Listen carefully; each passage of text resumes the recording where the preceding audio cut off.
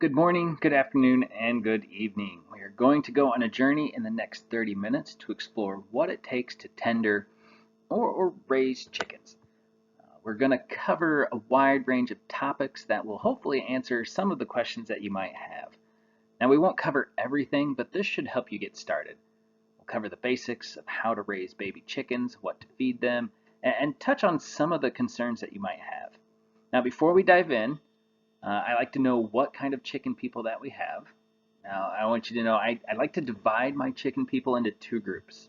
We have the chicken owners and the chicken parents.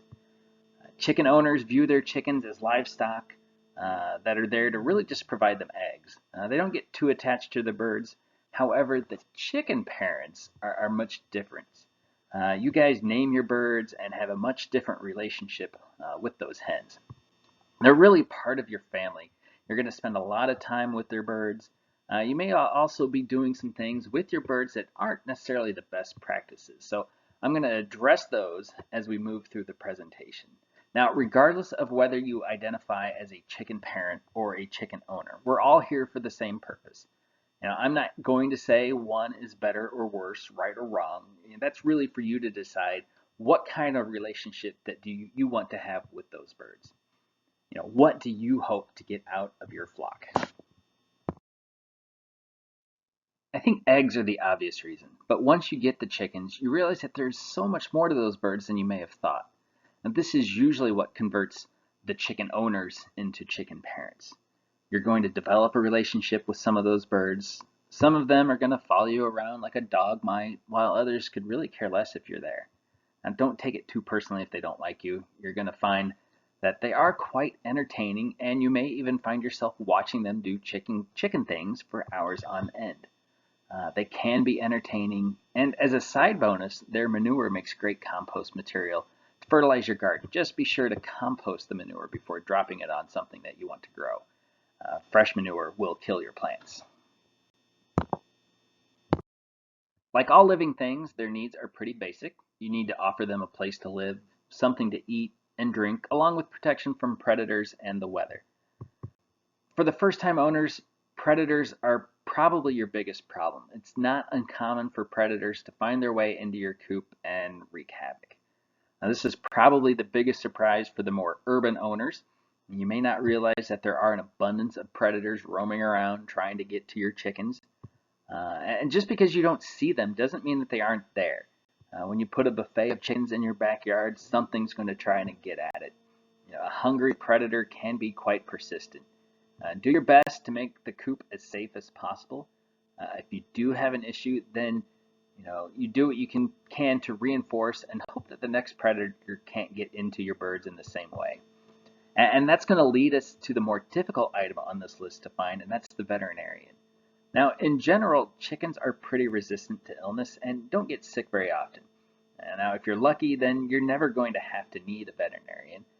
But I do encourage you to identify someone in your area that is willing to help you with chicken problems. When your chicken is bleeding out because she was attacked, it's not really the best time to be looking for a vet. As more people get chickens, more veterinarians are becoming willing to help with those issues. So talk to other chicken people. Your local feed store, or maybe even a local Facebook group might be able to help you find somebody. Now, in addition to these things, the birds are going to require a little bit of your time. How much is really up to you. It could be a small amount of time, but the chicken parents may find themselves spending a big chunk of their day with the birds as they watch chicken TV. I would also encourage you to have at least 3 chickens. Now, chickens are very interesting creatures. They don't like to be alone, but they also don't necessarily like other chickens. So a lone chicken tends to always be looking for the rest of her flock. With 2 birds, there's risk of one bird always picking on the other, because the pecking order is a thing with chickens. And by having at least 3 birds, you spread out some of that aggression that may occur, and then obviously more birds will reduce that aggression even more. One of the biggest reasons that chickens are growing in popularity is that they don't require a lot of space to be happy. We recommend around 10 square feet of space per chicken, and that's a combination of both the coop and the run area. The coop area should be smaller for the birds, probably around 2 to 3 square feet per chicken. The coop is the building structure. This is where the birds are most likely to sleep at night, where they're going to lay their eggs. So we don't necessarily want them spending a whole lot of time in here.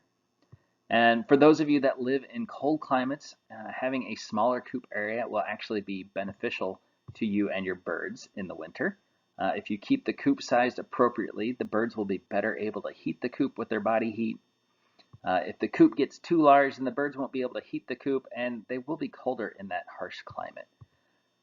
So if you want your birds to have more room, provide that in the run area. This is the portion outside of the coop where the birds are going to spend the majority of their time. Food and water should be out here. Let them make their mess outside to keep the coop as clean as possible. The sky is really the limit here. We recommend 7 to 8 square feet per bird out here, but you can certainly adjust that to fit your space. Just realize that as the run area gets larger, it is going to get more expensive to fence it in, and make sure that those birds are protected from predators. Just keep in mind that chicken math can be a real thing, and you may want to add more birds in the future, since you may start with 3 or 6 today, and next year you may have 20. You never know. I want to encourage everyone to check with your local ordinances regarding having chickens. Now, some municipalities do have laws that aren't necessarily chicken friendly. These are being changed, but I still encourage you to check for yourself before you get too far into the process. I'd hate for you to get the equipment you need, spend time getting to know your birds, and then having someone showing up at the door saying that you can't have those birds or you're going to be fined until you get rid of them. Keep in mind that just because your neighbor has chickens doesn't necessarily mean that it's legal to have them. Do your own due diligence and be sure that everything is fine or that you are following the rules. Some places require permits to have chickens. Others have limits to the numbers that you can have. Can you have a rooster? If you live in a subdivision that is ruled by an HOA or maybe a property owners association, be sure that you check those rules as well. Sometimes those rules are more restrictive than the city's rules. Now, that covers most of the behind the scenes issues. Let's start getting into what it takes to actually raise some baby chickens. Often this part of the process is done in a garage or a basement. It needs to be somewhere that you can control the environment and keep the birds safe. They are quite defenseless for those first few weeks of their lives. So we call this the brooder stage. So let's take a look at the components of a good brooder and what you need to do to grow those birds into laying hens. Here's an example of a brooder. First off, notice the round shape. This is really the ideal shape for a brooder. Chickens aren't necessarily the brightest creatures, so if you keep them in something with square corners, there's risk of the birds gathering in a corner and piling up. This can happen if the birds get spooked. They often run until they hit a corner. And if you have enough birds, they can pile up on top of each other, and it doesn't take long for the bird on the bottom of that pile to overheat, suffocate, and ultimately die.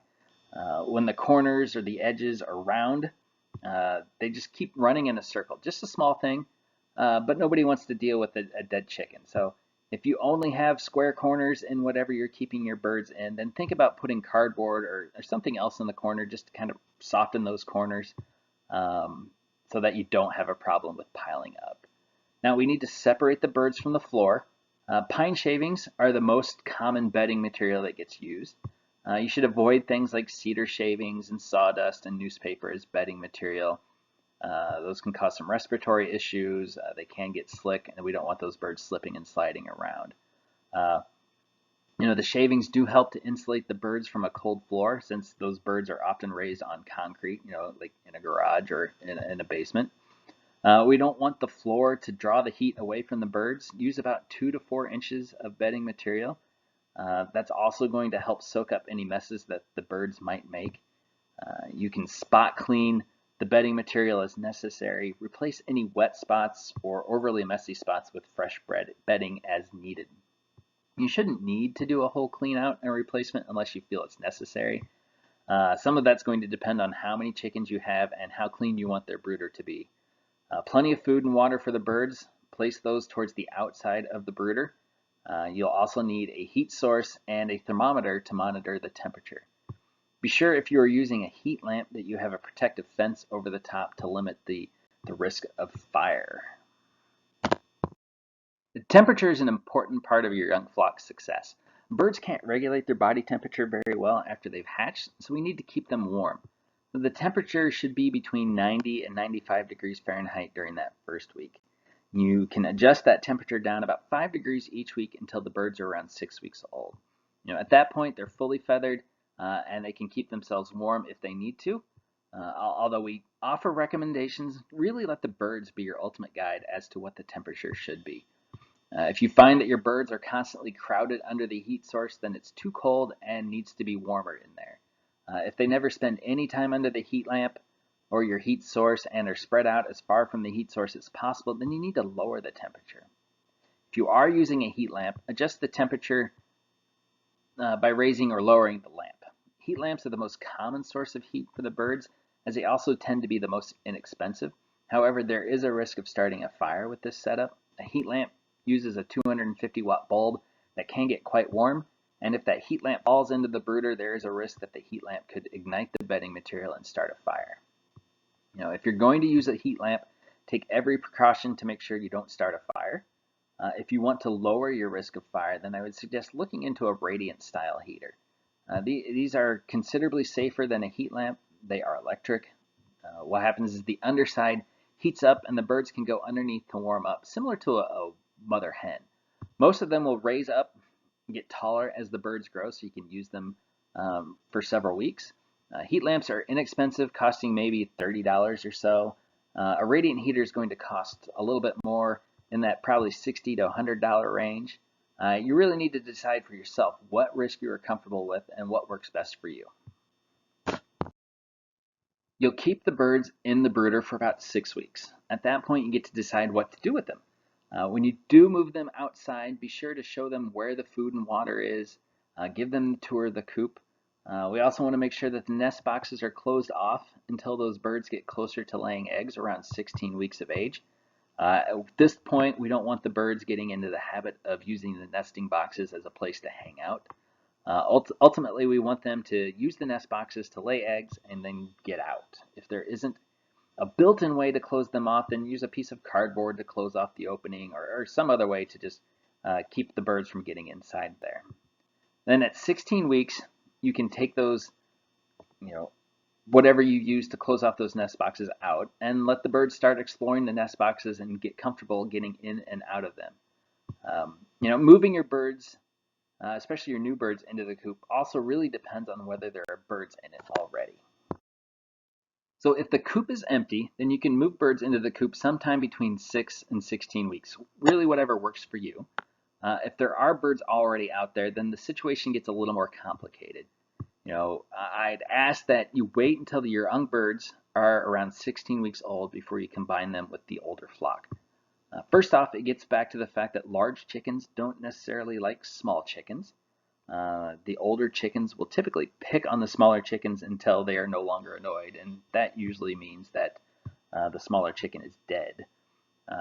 This doesn't happen every time, but there is a risk here, so keep that in mind as you combine birds. And then there is also a risk of disease transmission from the older birds to the newer birds. Even if the older birds aren't sick, they may be carrying something that the young birds haven't been exposed to yet. And then finally, the birds should be eating different diets. The older flock should be eating a layer feed, and the younger birds should still be on their starter feed. It gets very difficult to feed separate diets to birds in the same coop. Plus, feeding layer feed to young birds is not great for them. It's got way too much calcium for those young birds. By waiting until the birds are 16 weeks old, we can reduce the risk of all of those issues.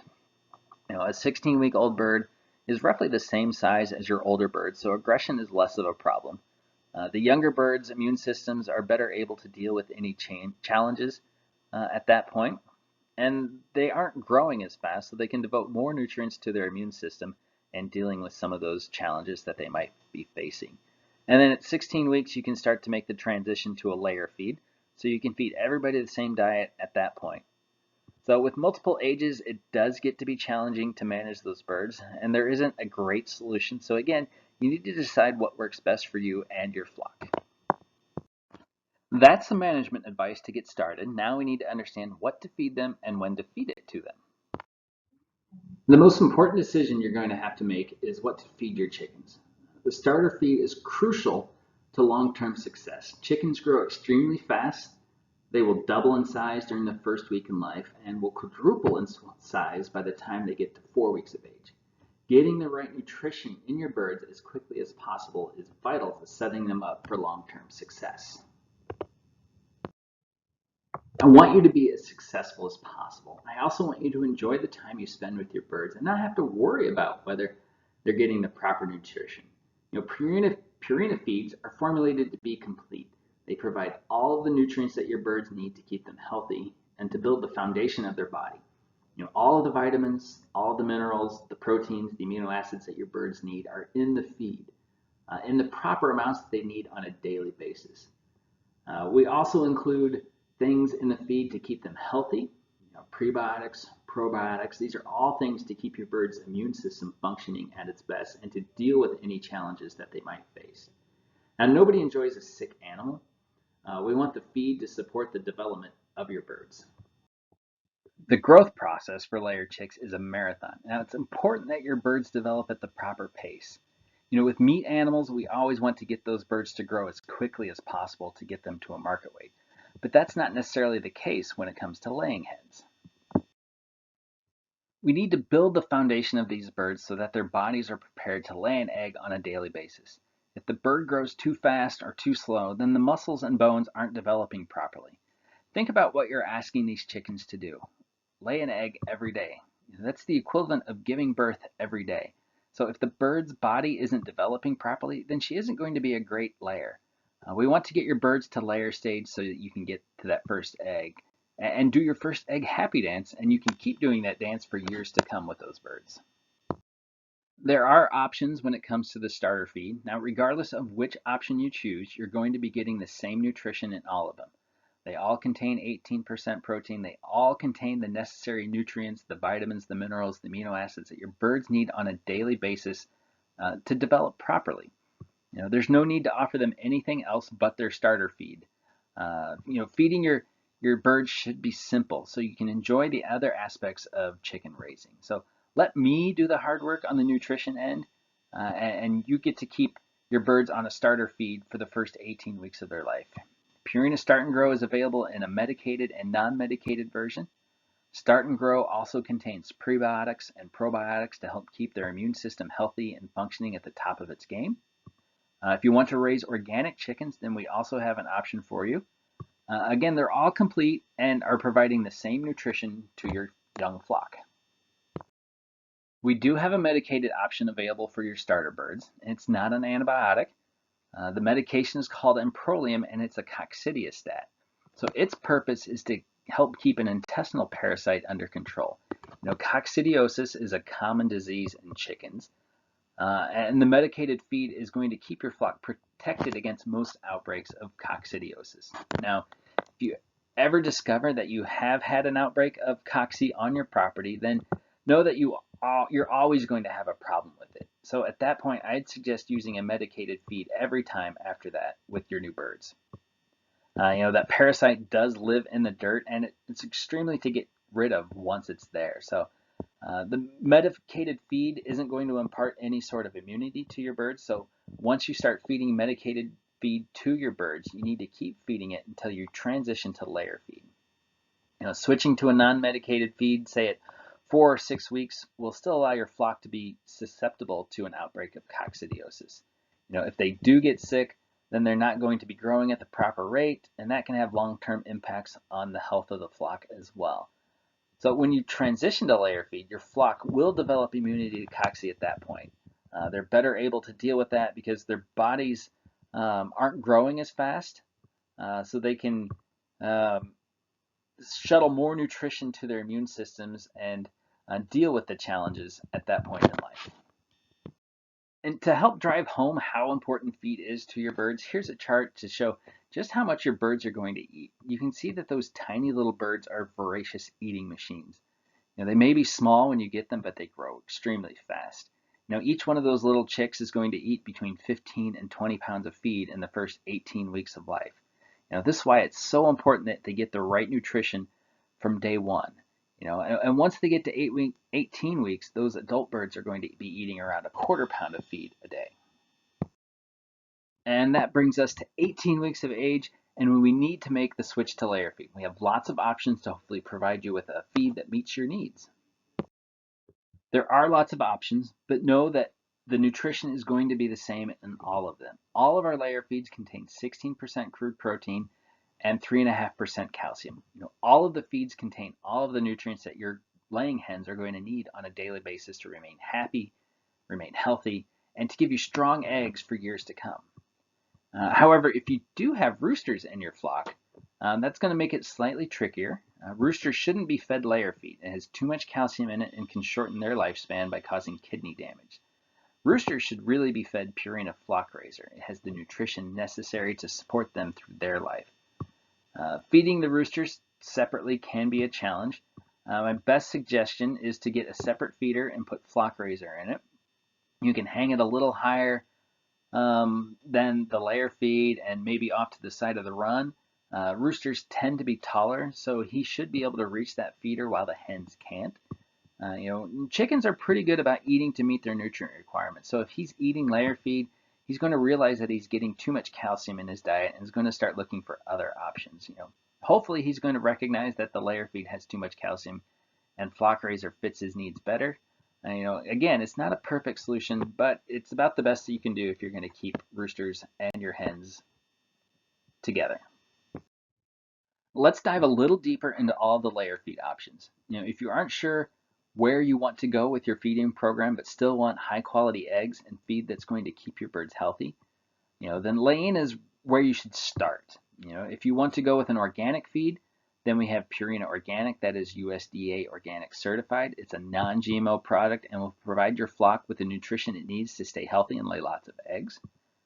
If you want to enhance your own diet, then Purina Laying Plus Omega-3 is the product for you. We have included flaxseed into that feed.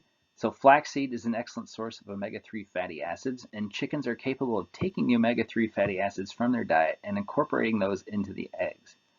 So after 3 weeks of being fed omega-3, the eggs those birds produce will contain at least 250 milligrams of omega-3 fatty acids. Now for comparison, a store-bought egg or an egg from a laying-fed hen is only going to have about 50 milligrams of omega-3 fatty acids. So if getting more omega-3 fatty acids is something that you would like in your own diet, then this is a great way to do that. Just realize that the birds need to stay on this diet consistently to maintain that level of omega-3 in their eggs. And finally, we have our newest product, Layina Plus Free Range. This product contains a source of black soldier fly larvae. So if you want your birds to have access to insect protein, then this is a great way to do that. Maybe you don't want your birds to free range, or you don't have a lot of yard for them to roam, or maybe it's the winter and there aren't a lot of bugs available for the birds to forage. This feed is a great way to be sure that your flock is getting a source of insect protein on a year-round basis. The choice of which feed is really up to you and what your goals are for your flock. Now, regardless of which option you choose, know that they're all complete feeds. Your birds are getting the nutrition that they need on a daily basis with all of these options. All of our layer feeds contain our Oyster Strong system. And so that means that oyster shell is included in the pellets and the crumbles. So you don't need to supplement oyster shell with these feeds. Now, oyster shell is important as it stays in the digestive tract longer because it's a larger particle size, which means that the birds can use this source of calcium over a longer period to make the eggshells and not have to rely so much on their body stores of calcium to make eggs. All of this helps to keep your hen's bones stronger and your eggshells nice and strong. Next, I want to talk about those treats that you might be feeding your hens. Now, I mentioned that I wanted to talk to my chicken parents about some of their habits that might not be the best for your hens. I get that chickens love scratch grains and people love to feed their chickens scratch grains. I just want you to realize that scratch grains are a treat for your chickens. They're not a complete feed for your birds. Scratch grains are like candy or chips, potato chips to humans. They're delicious, but they're not necessarily the best for your diet. So I encourage you to feed scratch grains in moderation. So, that means no more than 10% of their diet should come from these scratch or treats or things of that nature, which works out to around about 2 tablespoons of scratch grains per bird per day. Any more than that, and you start to dilute the nutrition in their regular diet. So scratch grains are low in protein and vitamins and minerals and really high in calories. So chickens do eat to meet energy requirements first. So if your hens are overeating on scratch, then they are eating less of their complete feed and not getting the nutrition that they need to maintain egg production and stay healthy. Now, a layer feed has 16% protein, 3.5% calcium. Scratch grains only have 8 to 10% protein and almost no calcium in it. So as you feed more scratch to your flock, the birds aren't getting the calcium that they need.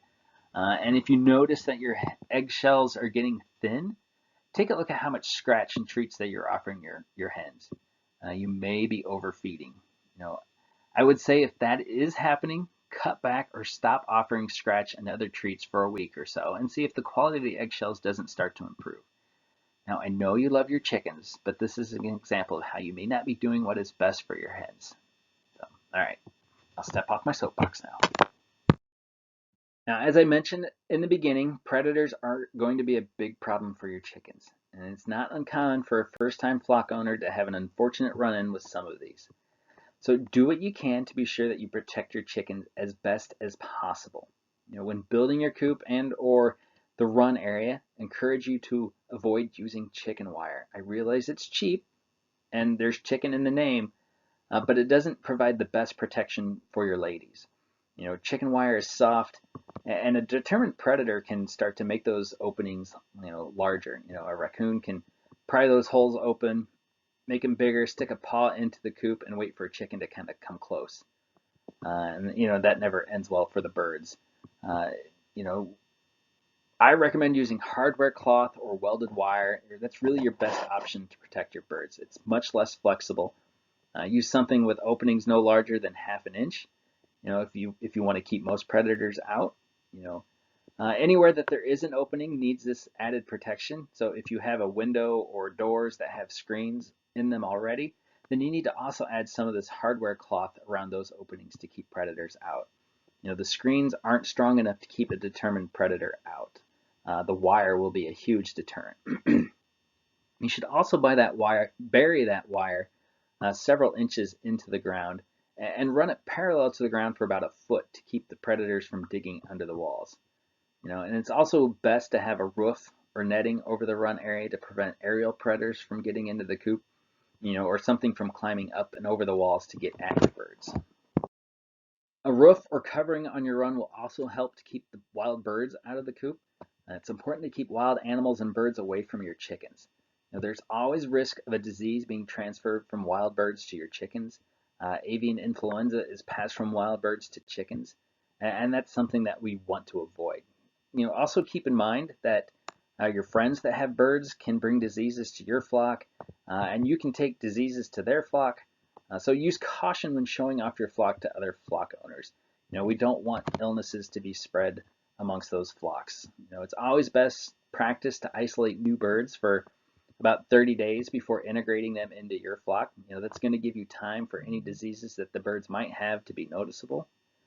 Quarantine helps to limit the risk of passing disease to your current flock. Again, I realize it's not always practical to isolate quarantine for 30 days, but I do want you to understand that there is a risk of disease transmission when you mix birds from different flocks. So practicing good biosecurity can help to keep everyone happy and healthy. Be sure to wash your hands before and after handling your chickens. Understand that chickens are natural carriers of salmonella. So no matter how clean you keep your coop, there's always risk that you can get salmonella poisoning from your chickens. In recent years, the CD has reported an increase in salmonella issues. Much of this is being attributed to backyard chickens and poor sanitation practices. And this is where I'm going to talk to my chicken parents again. I get that you love your chickens, but kissing your chickens, hugging your chickens is not necessarily the most sanitary thing you can do. Remember that these are animals that bathe in the dirt, in their own manure. They're covered in bacteria, and they can be dangerous to you. I'm not trying to scare you away from chickens, but I do want you to be aware of the risk. If you have children or elders or immunocompromised individuals in or around your chickens, make sure that they are taking the necessary precautions to stay safe while enjoying the chickens. Now, if I haven't scared you away from chickens yet, then I want you to understand what your commitment is going to be. Now, I do realize some of the things that I said might be scary, but I don't want to discourage you. I just want you to understand where risk lies so you can limit those issues because, chicken raising can be quite rewarding. They are pets with benefits. They're going to give you eggs, and those pets are going to be with you for quite some time. So the average lifespan of a chicken is about 8 years. The world record is 22 years. So you could have some of these birds for quite some time. However, they aren't going to be laying eggs for all of those years. And most birds are going to stop laying eggs by the time they're 7, 8 years old. You may have birds that will become freeloaders for years to come, because they're going to live a lot longer than 8 years. For the chicken owners out there, this is not a big problem. You're probably going to rotate your birds out as they stop producing eggs so you can keep your supply of eggs going. Now, for the chicken parents, this becomes a bigger problem because, no one is sending Oprah hen-free to the chicken pot. She's part of the family. She's going to be well cared for years to come. However, if you want to keep getting eggs, then you need to think about when do you start to replenish your flock. Birds are going to start laying eggs around 18 to 20 weeks of age. They're going to lay eggs really well for the first 2 to 3 years. With the more prolific egg layers, you can figure you're going to get about an egg a day from each bird during that first year of production. Every year after that, egg production is going to decrease. There isn't much that we can do about that. That's just Mother Nature at work. So from 1 to 3 years of age, you can expect good egg production from your birds. And then after that, egg production really starts to decline, at 4 years, and it continues to decline until they hit kind of that 7, 8 year mark. Egg production pretty much stops by then, around 7 years. You may get a random egg every now and then from an older hen, but she's not going to be consistent. So if you aren't adding chickens on a regular basis, then you may want to consider adding new birds to your flock every 2 to 3 years to keep your egg supply from running thin. You're going to get eggs from your birds, so with proper nutrition and proper care, your birds should remain healthy and productive for years to come.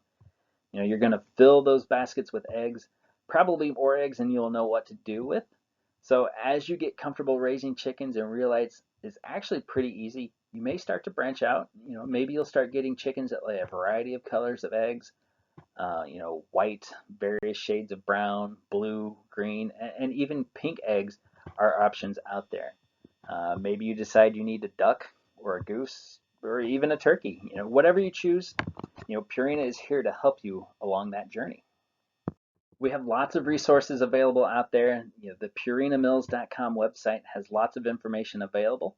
I touch lightly on a lot of topics today, and you can certainly find more details on our website. We have pamphlets available with more information. Get to your local dealer for help. Our Facebook page is quite active. You can find lots of videos there and links to more information on that page. We're also running a giveaway, so if you are interested, then text Purina to 57682 to be entered to win a Purina swag bag.